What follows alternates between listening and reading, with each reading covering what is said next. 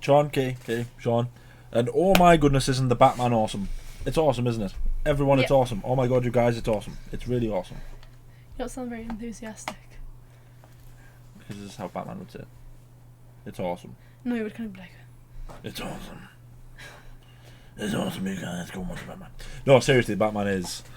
It took me a little while, but I'm pretty sure if I was to pick a word, I would describe it as the perfect Batman film. With Batman, I was trying to find things wrong with it, but that's because I was scared to like. I'm scared to like things now because the last. You're scared to like again. Yeah, it's okay to believe. It's okay to feel, but no, it's really, really good. It's I think really the thing good. with this one though, it's like it wasn't your stereotypical like. So in a way, it didn't feel like a stereotypical superhero movie. No. It wasn't like. Sorry. Ugh. It wasn't based around like a bunch of fight scenes. I felt like, if that makes sense. He's coughing. He's not coughing. Yes. Stop it. He's not coughing. Yeah, I feel like a lot of superhero movies oftentimes are just based around a fight, if that makes sense. Yeah. It all leads to the big fight and it's a big, deal. Whereas this one, I felt like it was like a detective thing, which is obviously great for Batman, but you spent the entire film trying to figure stuff out. Yeah. And every time you felt like you'd got to like the big reveal, there was something else. Yeah. And I liked that. I liked the mystery side of it. So we're going to try and talk for the first 10 minutes. Sorry. I'm sorry. Why are you coughing so much? Because I've got a bad throat. That's Dad's fault. You want to blame him. Yeah, we're going to try and talk. First 10 minutes, we're going to try and talk without spoilers, and then after that, we will talk with spoilers. So, without spoilers, in my opinion, Robert Pattinson is the best Batman. He's not the best Bruce Wayne. Zoe Kravitz is the best Catwoman. You're just going down characters. Yep. Colin Farrell. Are you going to say he's the best He's Penguin? the best Penguin. Yes, he is. Andy Serkis isn't the best Alfred. Sorry, Andy Serkis, you were bloody brilliant. He was still a good Alfred. He was just a different. It wasn't. kind I'm of talking about the Alfred. very best here. Yeah, Andy Serkis was good, Yeah. but he wasn't. He's not the best. Michael Caine still holds that. Who else was in it? Paul Dano. Frankly, and I'm not stepping on toes, and I'm not spitting on anyone's graves. If Heath Ledger and Joaquin Phoenix got Oscar nominations and Oscar wins for their portrayals of the Joker, then Paul Dano at least deserves a nomination for his portrayal of the Riddler. He was amazing It as was the Riddler. really, really good. It's actually scary how. There was one Paul scene that we talked about this. There was one scene where I think we both kind of looked at each other and were like, oh my god, he's so creepy. Yeah, he was creepy, he was scary. There's a lot of times when people are playing sort of insane characters, they kind of go, well, I know you're not actually insane. With this, I was genuinely like, is Paul Dano actually insane? He could be, for all we know. Because he played the character so well. But he's not though. When you hear Paul Dano talk, he's such an eloquent, well-spoken man. I'm sitting there going, I don't trust you. There's some darkness behind it. Yeah, you're going to kill someone one day, Paul Yeah. Dano. And I'll say I saw it coming. But no, it was bloody brilliant. Who else was there? Was there anyone else? Jeffrey Wright. Was Commissioner Gordon? Are you going to say he was the best Commissioner Wasn't Gordon? the best Commissioner Gordon. I still hold a place in my heart for Gary Oldman as Commissioner Gordon. Again, no, that doesn't mean he wasn't amazing. No, he was still still really, really really good. good. Who else was there? Was there any other main characters? There wasn't, was there? Those are the main ones. Yeah. But yeah, it was all really good. It looked absolutely amazing. It looked amazing. It really did. There was a lot of like fan service, and we were talking about this. Yeah. There were little things that Matt Reeves put in it that we just said, "Oh, come on! There's You enough- know what you're doing, Matt Reeves. Come on!" There's enough fan service in it to appease diehard Batman fans. Yeah. But it's still. Doesn't overshadow the story. Yeah, it's not so much fan service that the story becomes convoluted. Mm-hmm. In my opinion, if I was to sum it up, I would say it's a well-crafted neo-noir Batman film. Not necessarily a superhero film, but it's a Batman film. And it's more based on not his fighting ability, but his ability to figure out crimes. Yeah. His He brains. seemed like really smart. And I don't know if is this a spoiler where he was kind of the riddles. Yeah. Is that not the actual specific riddles, but Yeah. the way he was figuring out the riddles. The main bad, if you don't know that the main bad guy is the Riddler, and you if you do and you're not expecting riddles, then you Yeah. don't know Batman as well as you know Batman. So not even just necessarily what the riddles were, but like he would be in a room with people and there'd be a riddle, and straight away he would just know the answer. I liked that. He's surrounded by smart people, but he is the smartest person in the Yeah. room. Yeah. And it's like he knows it. Yeah. It's like good for you, Robert Pattinson. I also liked the relationships between every character. Every character. The only one who didn't really have relationships was the Riddler, because he was the sort of elusive, Yeah. person that they're all trying to figure out more than catch. They're just trying to figure him out. But the relationship between Gordon and Batman was really good. Between Bruce Wayne and Alfred was really good. Catwoman and Batman was really, really. I think it was the best it's ever been. Sorry, Anne Hathaway, but I didn't get away with much with Anne Hathaway's Catwoman. Michelle Pfeiffer was okay, but she died and then didn't die and then kind of did die and then didn't die and then who knows. But yeah, all the relationships were well told, well written. The dialogue in it's absolutely brilliant. There's a lot of stuff in it that's like just really well written. If people didn't think Matt Reeves was a good director before, with the Planet of the Apes trilogy, which proved to me that it was good, and then this film will make people realise how good of a director he is, because it's well shot. He wrote it as well, didn't he? Yeah. Yeah. Every scene, it's like it's mad that it's a 3-hour-long film, but every scene is important.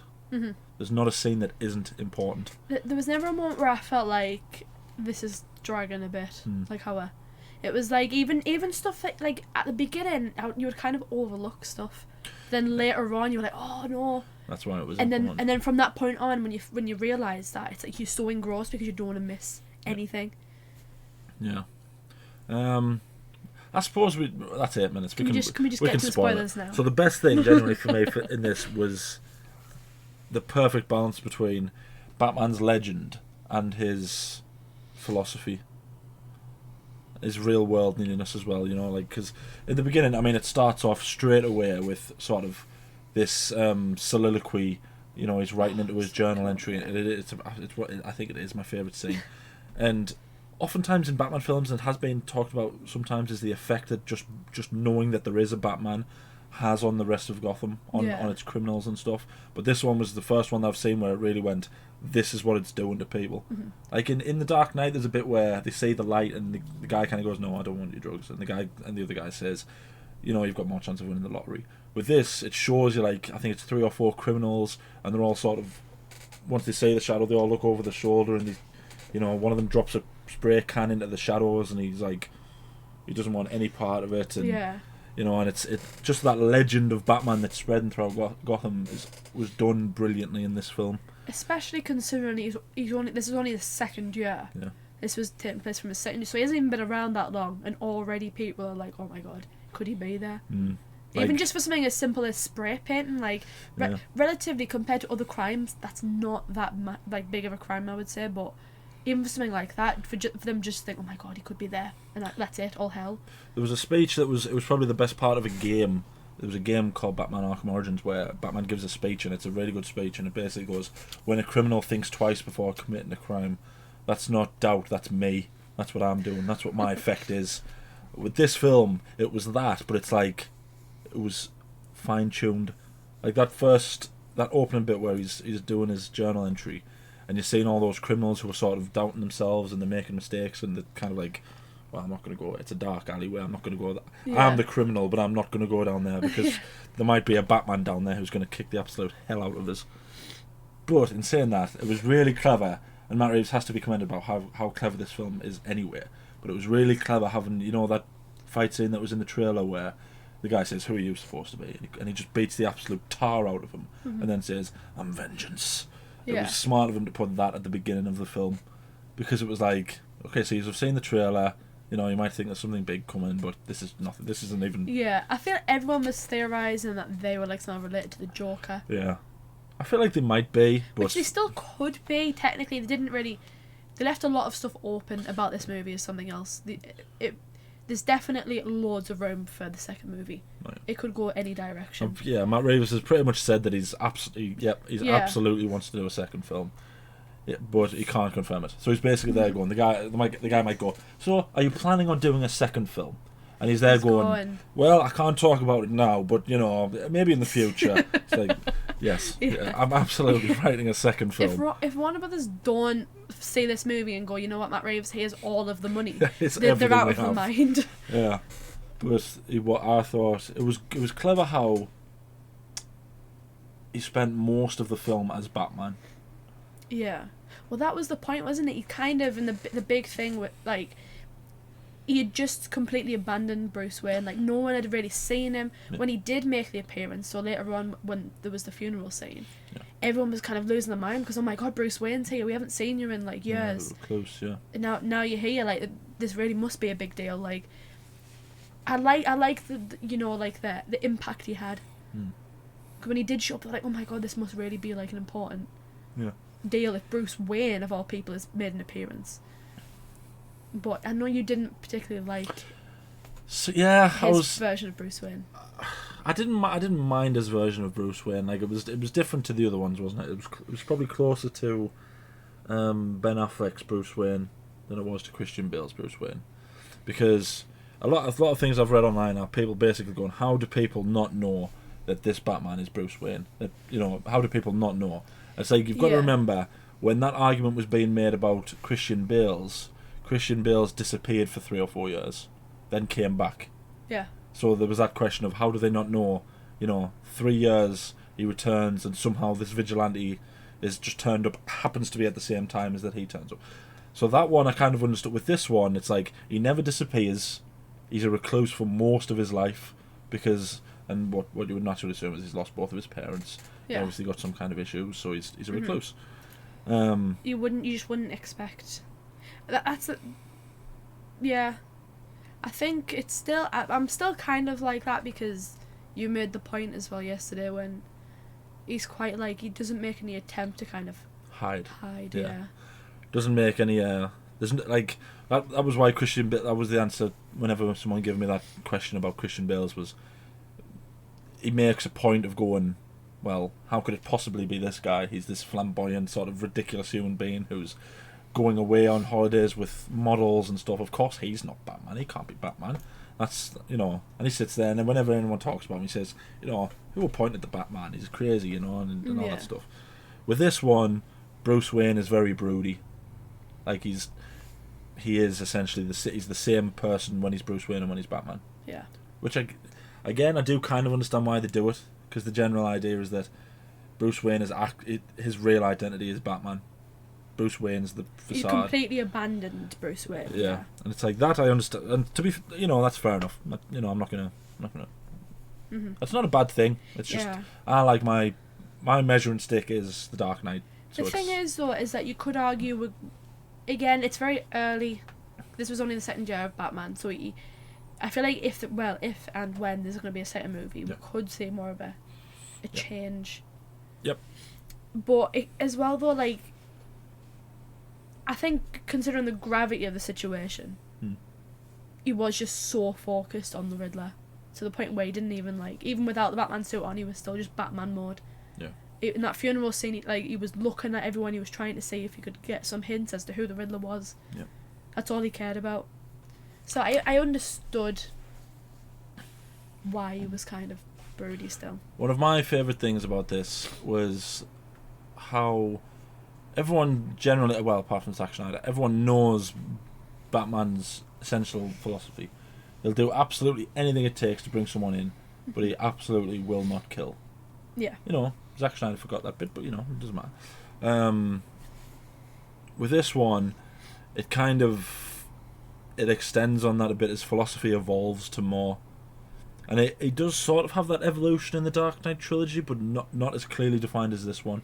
Because in this one, he starts off just plainly saying, "I'm vengeance. I'm here to make you pay for everything that's been done for me and everything that's been done to the city. You, one criminal."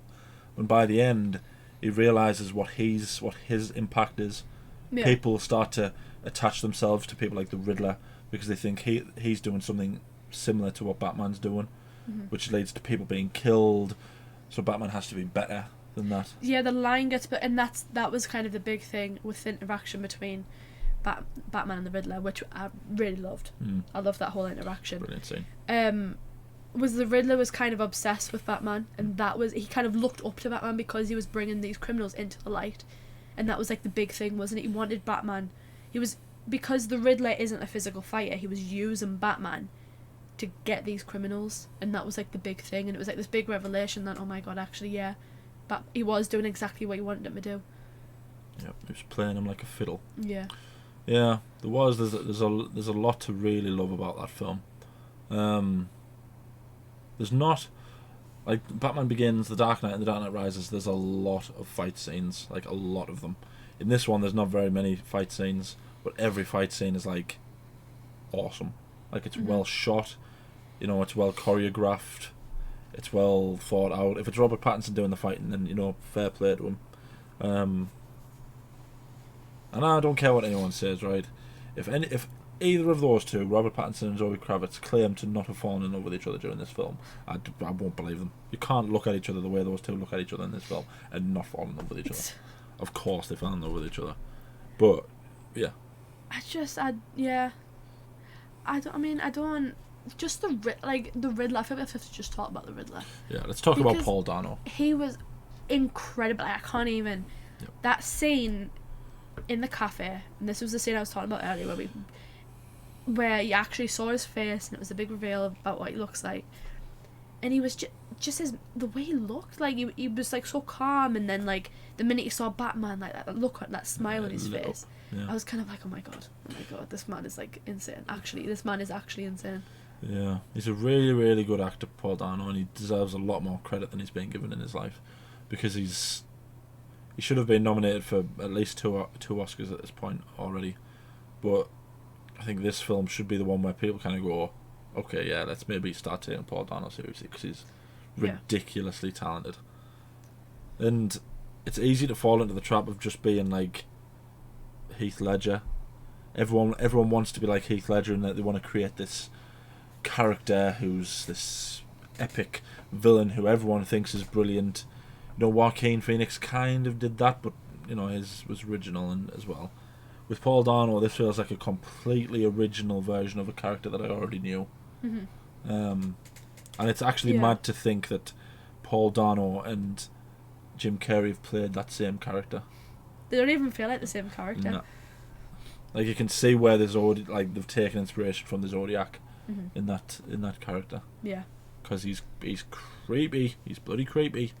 Like, again, that kind of interrogation scene where Batman and Riddler are in Arkham and they're talking, and I was saying to you, it was like so well done because it made it seem like the Riddler knew he was Bruce Wayne. The way they did it, he kept on saying like Bruce Wayne. He kept on saying it in a way that was very like, I know who you are. Yeah.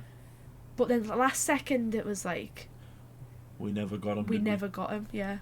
And then you were like, okay, he doesn't know who he is. And again, it's well acted by Robert Pattinson, because throughout that entire scene when he's saying Bruce Wayne, and he keeps on saying Bruce Wayne, you can see that that's what Batman's he knows.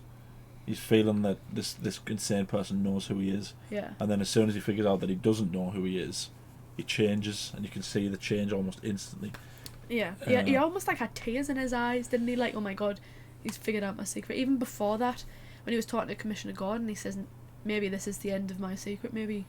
Because the big thing was like unmasking people. That's what the Riddler was doing. He was unmasking the true selves of all these, rich men in society, and he was unveiling them to the rest of Gotham. And Batman says, I think this might be the end of Batman. After 2 years, this could be it. But he actually didn't know who he was. So the relief on his face, and Robert Pattinson did it brilliantly, where he was kind of like, okay, now I can start getting the answers I want. My opinion is he's I think Robert Pattinson is. People can now forget about Twilight. Nobody needs to care about Twilight anymore. Robert Pattinson already proved with previous films that he is a very good actor.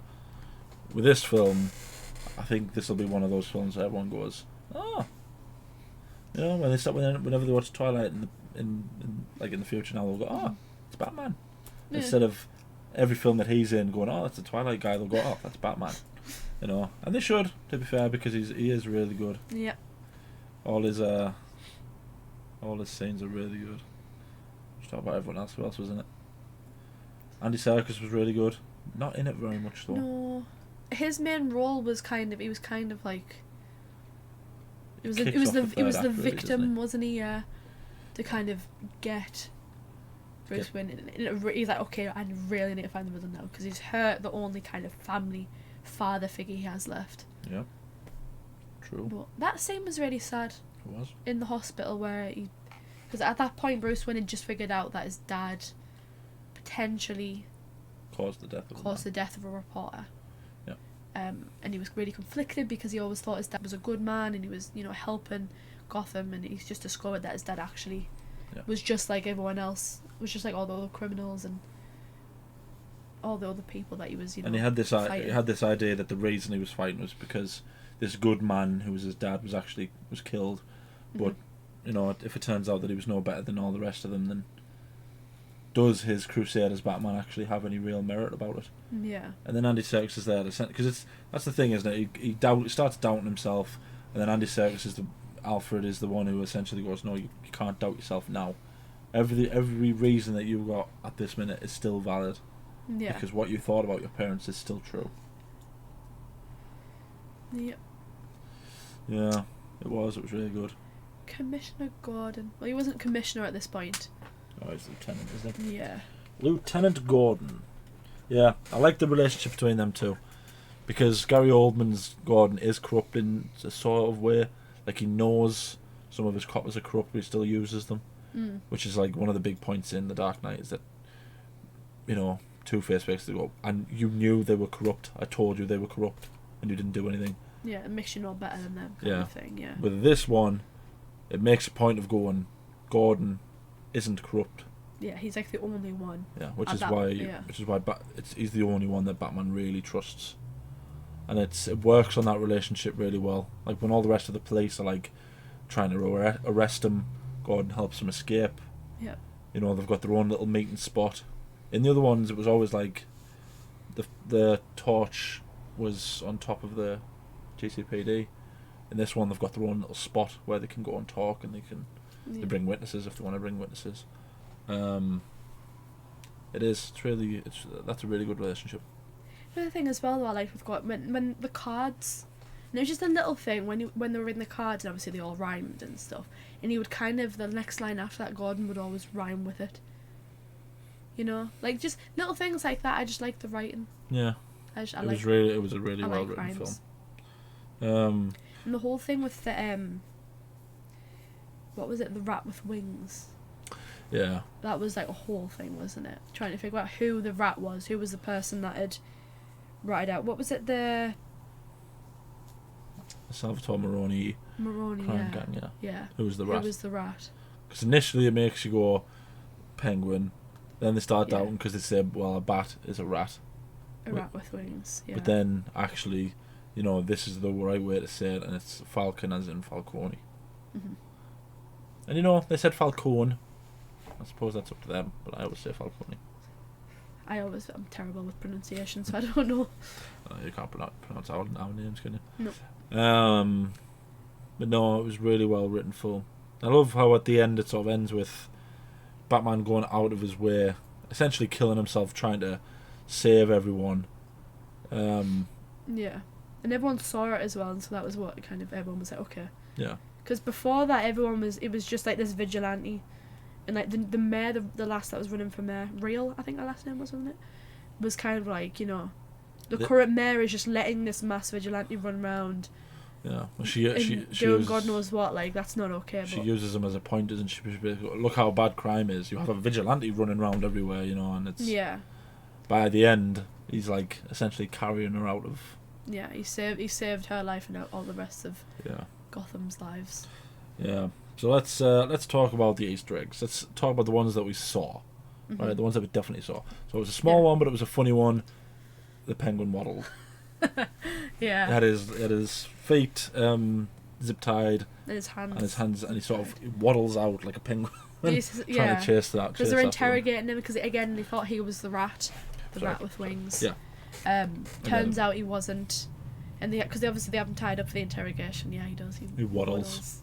There was the Riddler has a video package where he sort of there's loads of pictures jumping up, and there's a picture of him that goes up and it says "Hush" written across it, and everyone was like, well, I was sitting there going, you will. Yeah, I remember you telling me about the Hush storyline. That's a brilliant storyline. One of my favourites. And the Riddler was the perpetrator of said crime. Yeah. And there was an element of the Riddler about this actually, because in the actual storyline he's just wrapped with cloths around his head. And initially when I saw the trailer, I thought the sellotape that was around the people's heads was like a nod to the Hush thing. Probably was. You never know. Yeah. But the big one at the end was obviously the Joker was in it, wasn't he? Yeah. What was his name again? Is Barry it Barry Keoghan or something. Yeah. Irishman. Yeah. He plays Druig in Eternals. That's where I know him from. Yeah. Was the Joker. We didn't actually see his face. You see like A shadow. section of his face through the it's like the grates, isn't it? In the door. And you see what looks to be a very big scar. Yeah. Which obviously I assume is going to be his smile. Yeah. But And he talks to Riddler and he said something like he said a riddle to him, didn't he? He said, "Riddle me this." yeah, he says a riddle and the answer to the riddle is a friend. Basically befriends the Riddler. But he also says something like society has made clowns out of us all. And if there's one thing Gotham loves, it's a comeback story. And everyone's like, oh. Because it's weird when you actually look at the credits. That guy, Barry Keoghan or whatever his name is, his credit is Officer something something something. And so I'm sitting there going, I never saw him as a policeman. Yeah, his credit is Officer something something. Really? Yeah. Apparently there was a few scenes though that were deleted from within Arkham. Supposedly there was going to be a face-to-face between that Joker and Batman. There was also going to be a scene where he was like walking down the corridors and you could see some of the villains in the thingy-majiggy, in their cells. Fair enough. You didn't like his laugh though, did you? I didn't like his laugh. I don't know. Maybe it's me. It was only a very small thing, and plus the Riddler was also laughing at the same time. Yeah. So. But his laugh seemed like really, and this is going to maybe sound really pedantic, but this is genuinely one of only like 3 things that I found that I tried to nitpick that I was trying to nitpick because I wanted to be really good. But his laugh was just a bit too childish for me.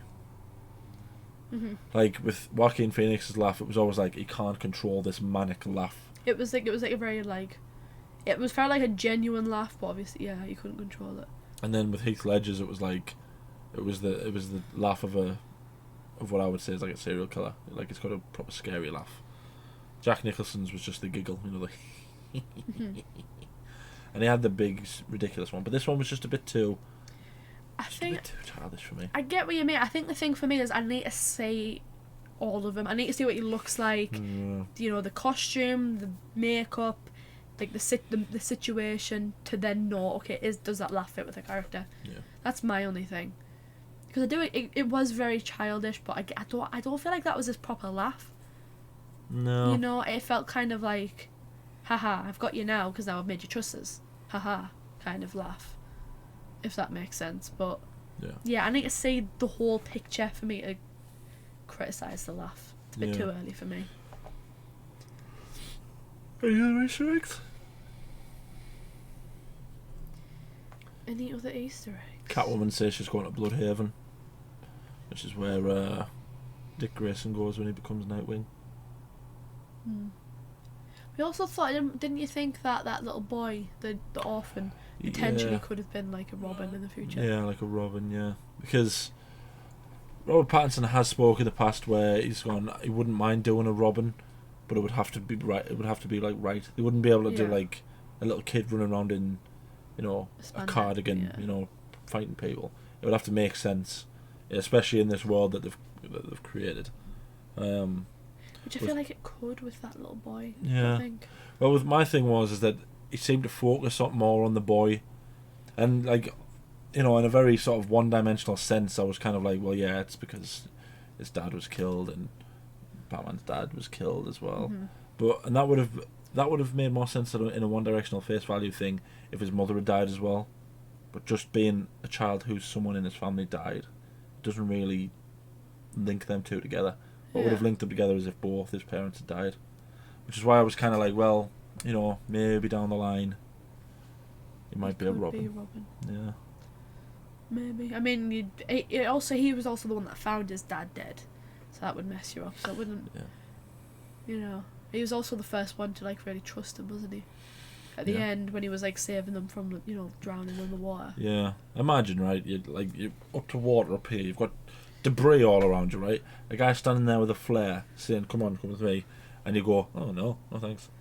And it takes a little like child to go with him in order to make it go. You're a bloody grown woman, and the child is braver than you. You know what I mean? And he's seen the back of his dad's... Let him help you. Yeah, he's seen the back of his dad's head caved in as well. I mean, the sellotape was around his head. He saw his dad with sellotape on his head. Yeah. He saw his dad in Hush cosplay. That was also just really messed up, that. Imagine, like, having to, like... You bash someone's head in, then you have to, like, sellotape it. Like, that's just... Just that. The whole movie, it made us, like, creeped out by the Riddler. Creepy, wasn't it? It was just... I enjoyed it. The way, like the opening when he was in the house. Yeah. And he was stood behind the mirror and he was just kind of looking at him and breathing really heavily. I didn't see him at first in that scene when he was there.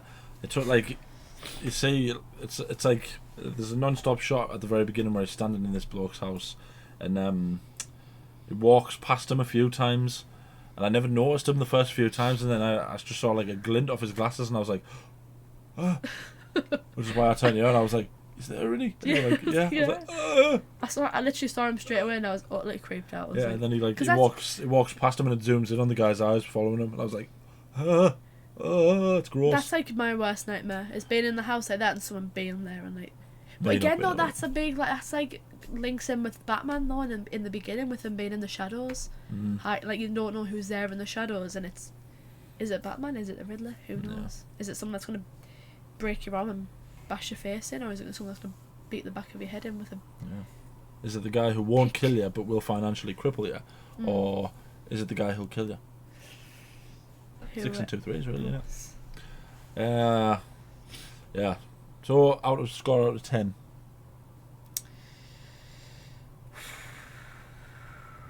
I'll give it a solid 9.5. I don't want to give it a 10. I'm saving my 10. A solid 9.5 though. 9.5. I would say I'll give it a 9.5. I really enjoyed it. I really enjoyed it. Yeah. In terms of like, it was an origin, but it also kind of wasn't an origin.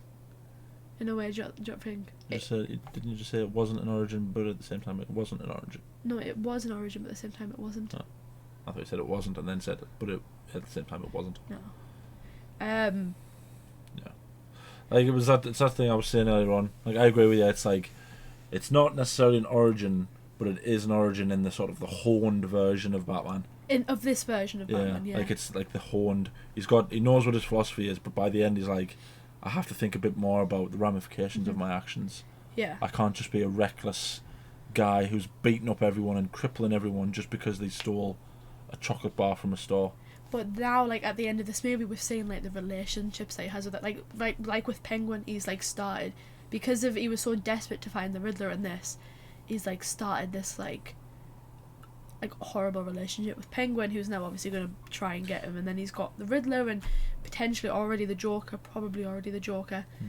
It's, like, we've seen, like, and then obviously Catwoman and Gordon. It's, like, it's set up all these relationships, so for the next movie, it'll just...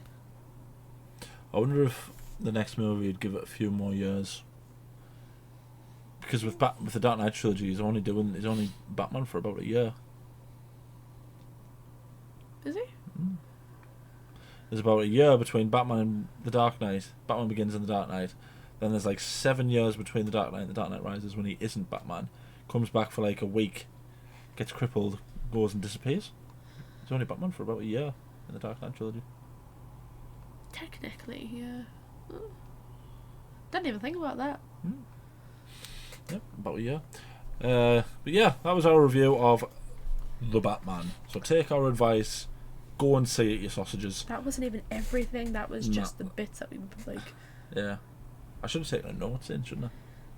Can you do that in the cinema? Yeah. Also, while we're here, people who go to cinemas, right, and have things in your pockets, take them out, open them, and then eat. And if you're going to eat, take one thing out at a time. Don't sit there. Hold on, let me just get this so you can hear. Don't just sit there and be like,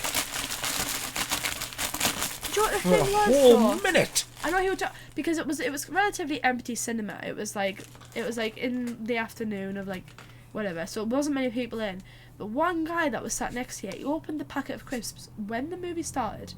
Put them in his pocket. Yeah, and then was taking them out handfuls at a time. But I could literally, even though I was sat on the other side of you, so I was sat the Two seats away. the furthest away from him, I could hear him eating it. Yeah. Like he was eating them with his mouth open. Like I was honestly going to strangle But him. he would go like this. He would go, right, let me just get a handful. It's like, am I supposed to hear? It's the way Dad does. I don't know. Am I supposed to hear? Do you like this? when Dad gets popcorn? He like rustles the whole. Yeah. The whole. He's got to find box. the 5 right pieces of popcorn. that And then he'll there's eat. me there with me like small popcorn, getting like a singular piece out at a time, and eating it like that because I'm so afraid to like make noise. Yeah, maybe that's just the effect I've had on you. No, but Mum's like that as well. Our entire family are like that. You can't make so like noise in the cinema. It's rude. It's like they make all that effort about don't be on your phone because you'll have a light. You know, Even though there was a mong down in front of us that had his phone on all the time. Did you see him? Oh yeah. Oh, savages. Do yourself a favour, people. Cinemas are for enjoying the movie. Turn your phone off. I'm advertising it for cinemas. You know, that's all I'm doing. Pay us. This should be the new thing for cinemas. You know when it goes, like, do you want to say how it's John Boyega doing that whole thing? It should just be you going, shut up. Yeah. Yeah. Oh, that's a good idea. Hit me up, View and Odeon and Cineworld. I'll do it. Oh, that's a good idea. That I might email No, them. but like, I mean, go for it. God, I could have a new job here. No, but like, I couldn't be in American cinemas. No. Batman, I wouldn't. From Batman No Way Home was a Superman. Spider-Man. Spider-Man. Yeah, Spider-Man. Not Batman or Superman. Spider-Man. Yeah, Spider-Man. We did get really excited for the reveals. Yeah. But that was like one It's one time. bit. And even then it was like, okay. Yeah. And after that you were like, okay, shh. I think I wouldn't care about going the second or third time around to it. Once you've already seen it. Yeah, but the first time I see it, and this might just be because we're snobs who sit there and drink tea as we're in complete silence. And that was scones and But I want to hear every little thing that gets said, because if I miss something, something's going to happen later on and I'm not going to understand it. especially in a movie like Batman, you have to hear everything. Yeah, and Spider-Man. Yeah. So yeah, take this as a warning from us, future cinema goers of the Northeast. If we're ever in a cinema with you now, this is your warning. If we're ever in a cinema with you now and you've got crisps or sweets or popcorn and you're sitting there rustling it, right, I will walk over, I will slap you first, and then I will slap the food out of your hands, and then if you've got a partner or children, I will slap them too. I will do it. That's your warning. It's your one and only warning Do you from know what me. the thing is though? I felt like because I was getting like so into the movie, like I felt like it was like releasing my inner serial killer. I was honestly gonna strangle that man for like rustling the bag. I was like, there were a few moments where I was like, and got up and I was like looking I at know. him. We were doing our best. We were doing our best to not be subtle. We were going, I feel like that's like the stereotypical English I way think, to show your like annoyance at something. we're showing that we're very annoyed, but in a polite way. It's a It's like, right, that's little it. tut Pistols inside. at dawn. That's what we should have been doing. We should have been doing. The tut and sigh and the glare. Yeah. So that's a warning. I'll slap you, your food, and your children. Katie will just kill you.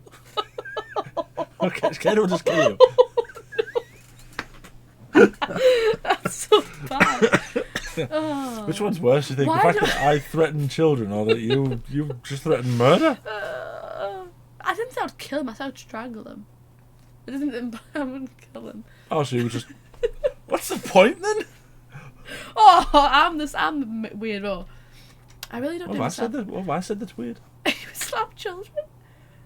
Well, yeah, if they deserve it. Oh god, I'm gonna get so many people on my case. No. Oh, come at me, internet people. I feel like I may just make myself look like a complete insane person in videos, yeah. especially lately. You've descended into madness. Just murder and death and putting people out of their misery. At least I leave them alive. maybe it'd stop the children. Yeah. Keep your children under control. You see the size of this hand? Look how big it is on Katie's face. See that? Katie's 19-year-old. I slap Katie with this, she's dead. Imagine if it's a child. I want to erase them from this world if I slap them with this. You Thanos without the glove. You just dust them. Yes! When I start going to the cinemas, I'll start painting my hand purple. Oh, God. Oh, I'm excited now. Should we go to the cinema again tomorrow? Thank you for watching. Just end the video. I need to know.